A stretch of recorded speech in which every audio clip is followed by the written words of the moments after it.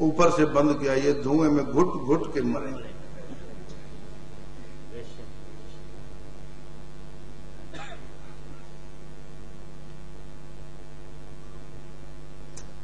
عبداللہ ابن سبا، وہ یہودی تو میں کہہ رہا ہوں نا، وہ یہودی نہیں کہلاتا تھا، وہ اپنے آپ کو مومن کہلاتا تھا۔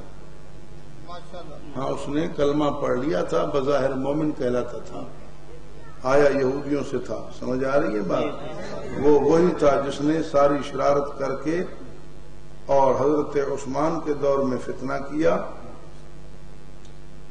پھر حضرت عثمان کی شہادت ہوئی، پھر حضرت علی اور حضرت معاویہ رضی اللہ تعالیٰ عنہ کو لڑانے کی سازش اس نے کی۔ سمجھ آ رہی ہے بات؟ تو جناب وہاں دونوں نبی ہیں، ہم دونوں کا احترام کرتے ہیں، دونوں نبی ہیں، ہم دونوں کا احترام کرتے ہیں۔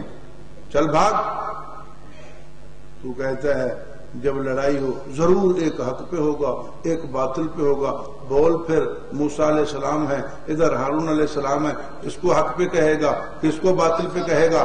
یہی کہا جائے گا یہ دونوں حق پہ ہیں اور باطل پہ وہ شیطان ہے جو لڑا رہے تھے۔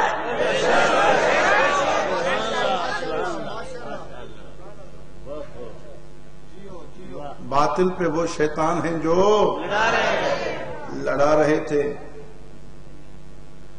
ہاں باطل پہ وہ شیطان ہیں جو لڑا رہے تھے، جو غلط رپورٹنگ کر رہے تھے، جنہوں نے صلح ہونے نہیں دی، جنہوں نے آپس میں ملنے نہیں دیا، باتیں طے ہو چکی تھی، صبح ملنا تھا، رات کو اٹھے، انہوں نے دیکھا اگر یہ مل گئے تو عثمان کا قصاص ہم سے لیا جائے گا۔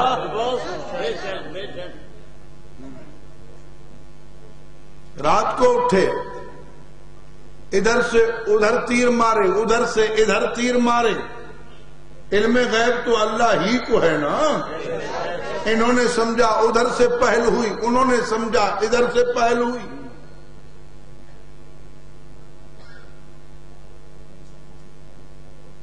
انہوں نے ان کو قصوروار سمجھا، انہوں نے ان کو قصوروار سمجھا، حالانکہ قصوروار نہ وہ تھے نہ یہ تھے، قصوروار یہ شیطان تھے جو دونوں پہ حملہ کر رہے تھے۔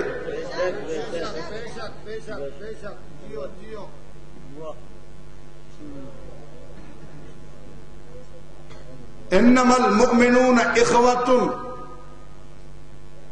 اہل ایمان آپس میں بھائی ہیں۔ فرمایا فَأَصْلِحُوا بَيْنَ أَخَوَيْكُمْ، قرآن نے کہا فَأَصْلِحُوا بَيْنَ أَخَوَيْكُمْ، دونوں بھائیوں میں صلح کرواؤ۔ کیا کرواؤ؟ بولو صلح کرواؤ۔ کیا مطلب؟ صلح کرواؤ، صلح کرواؤ۔ او بھائی رسول نگر والو، صلح کی ضرورت کب پیش آتی ہے؟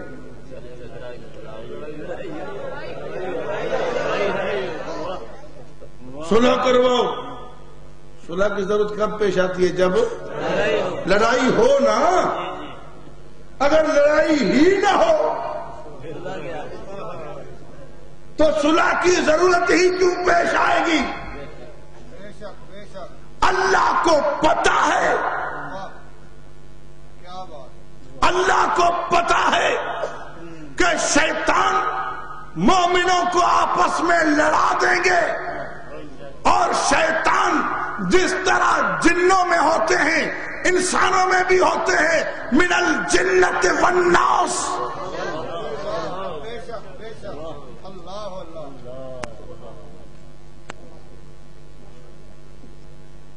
شیاطین الانس والجن،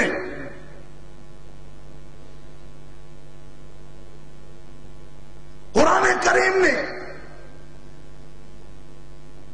جس طرح جن شیطانوں کو بیان کیا ہے، اسی طرح انسانوں میں سے شیطانوں کو بھی بیان کیا ہے، اور فرمایا ان الشیطان ینزغ بینہم،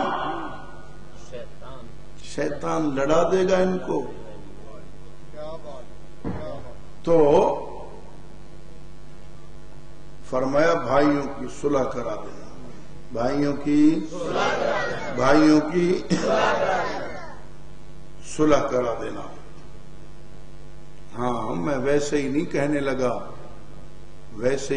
لگا، اگر سنیوں کی کتاب پہ اعتماد نہ ہو تو قرب الاسناد کھول لینا، نہج البلاغہ کھول لینا،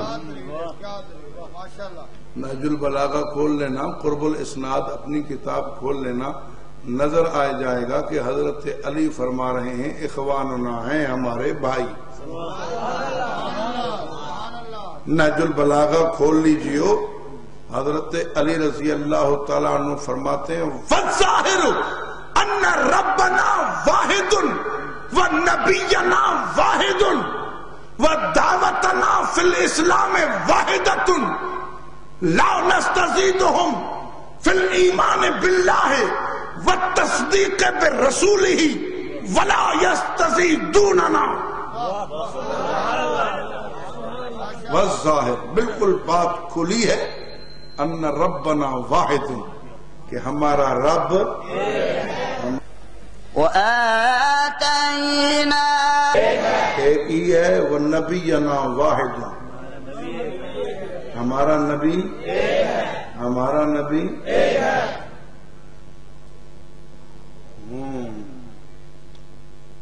ادھر اعلان حیدر کرار ہے کہ بالکل ظاہر بات ہے ہمارا رب ایک ہی ہے، اور ادھر تو اپنا اعلان بھی دیکھ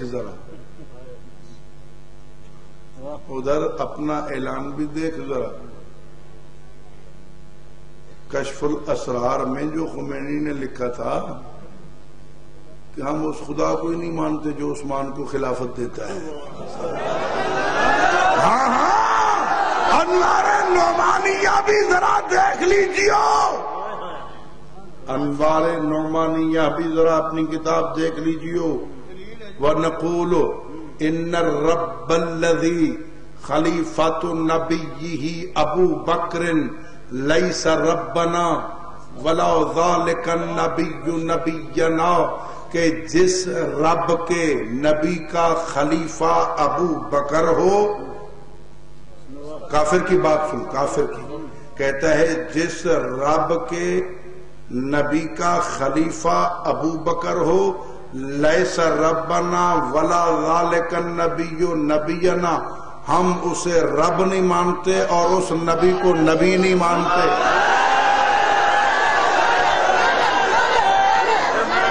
ہاں ادھر حضرت علی کا اعلان بھی سن، بخاری، مسلم، ابو داؤد، ابن ماجہ، ترمذی، نسائی، موطا، مسند امام اعظم سے نہیں، نہج البلاغہ سے پڑھ رہا ہوں۔ والظاہر ان ربنا واحد، والظاہر ان ربنا واحد ونبینا واحد، ہمارا رب ایک ہے، نبی ایک ہے، وَدَعْوَتَنَا فِي الْإِسْلَامِ وَاحِدَةٌ، ہمارا کلمہ ایک ہے، لَا نَسْتَزِيدُهُمْ فِي الْإِيمَانِ بِاللَّهِ وَالتَّصْدِيقِ بِرَسُولِهِ وَلَا يَسْتَزِيدُونَنَا، ہم ان سے ایمان میں زیادہ نہیں ہے۔ سن، فرمان حیدر کرار ہے، نہج البلاغہ میں نہ ہو، اور حضرت معاویہ اور ان کے لشکر کے متعلق نہ ہو۔ میں عدالت میں نہ دکھا دوں، مجھے گولی سے عدالت کے کٹہرے میں اڑا دیا جائے، حکومت پاکستان پہ میرا خون معاف ہوگا،